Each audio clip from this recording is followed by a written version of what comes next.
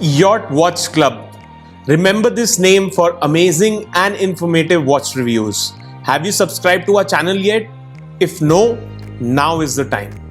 Well, with this out of the picture, we are going to talk about a brand today about which a lot has been spoken already, and I am going to talk about it in capital letters. The brand is Seiko. Since we are running on Japanese time today, I would like to talk a bit about Japanese traditions before I actually go on to talk about the watch. Japanese culture is laced with traditions very much like the Indian culture, and they give it a lot of regard and importance in their country. One such tradition is nomunication, where nomu means drink in Japanese and the rest is communication after 5 p.m. So essentially the tradition is that once you get free from office, you have a drink or a cocktail with your co-worker over chat. The collection that we are going to talk about today is the Presage cocktail collection, which is named after cocktails prepared by Hisashi Kishi, the master bartender and the owner of Star Bar in Tokyo's Ginza district. Each watch in this collection is named after a cocktail which is prepared by him.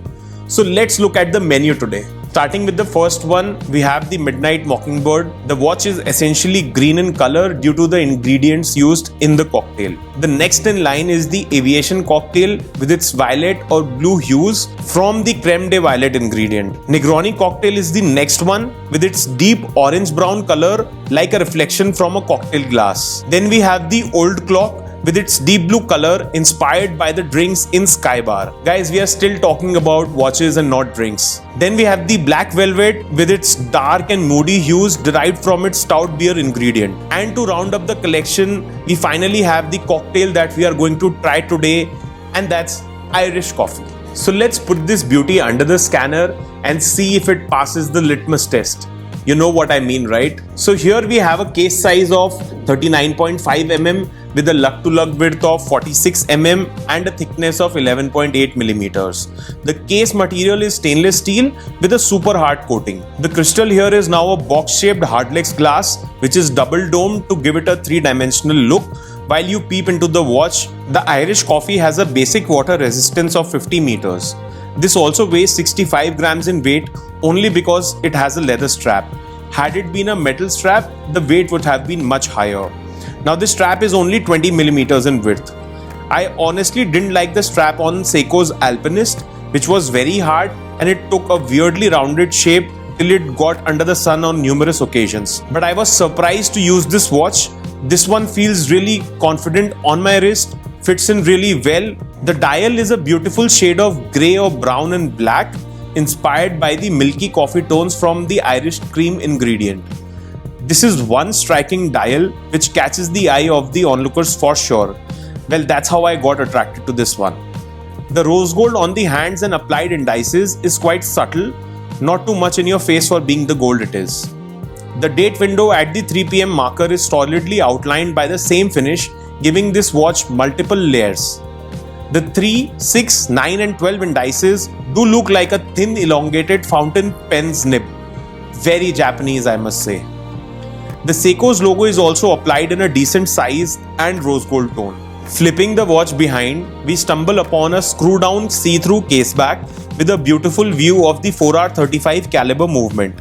Primarily a Seiko innovation, the main differentiation in this line of movements is that the 4R34 comes with a GMT complication, 4R35 comes with a date complication, and 4R36 caliber is a day-date complication.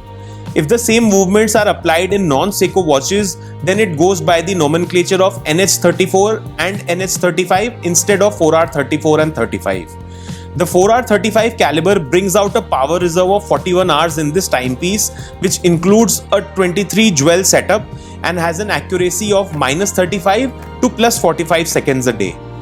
Needless to say, this is an automatic movement with the hand binding capability and a hacking seconds function to serve more accurate time while setting this watch. If we remove the automatic movement and the hacking function, we get their old age 7S26 movement, which was prevalent until 2011, after which 4R35 was released, which exists even till today.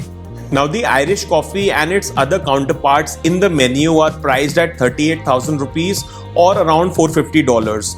In this price segment, I feel this particular model from Seiko is a really good option to buy, especially if you are looking for a watch to wear on a daily basis. The variety of the steel and the leather strap in this watch makes it a really good daily beater of a watch.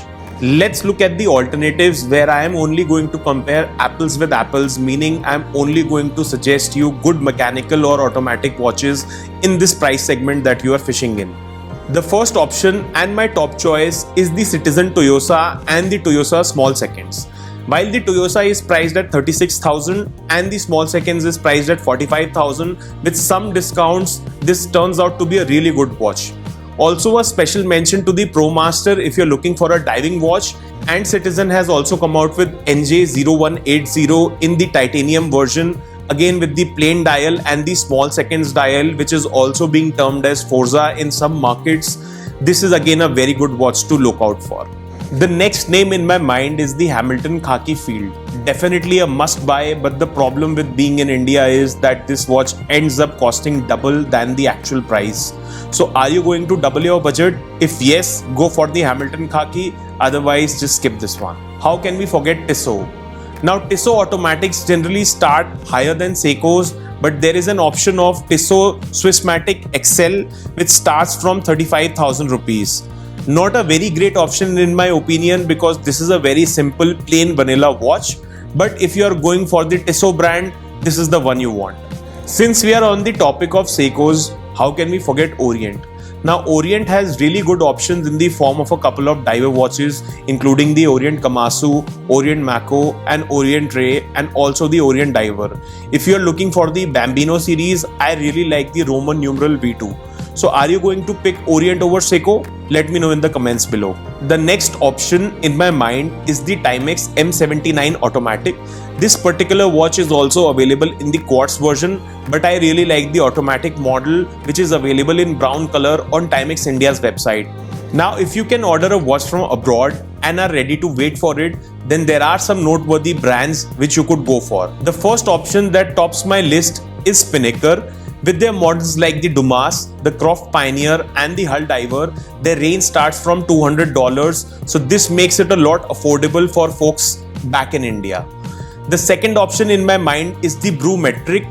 I really like this one as this is a retro and a very cool looking watch, and this has flooded the markets on a global level.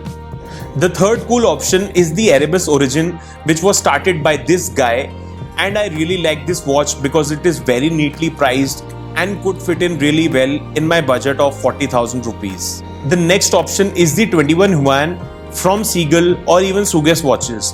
Now this particular watch is not available in India but can be ordered from a lot of other retailers on a global level.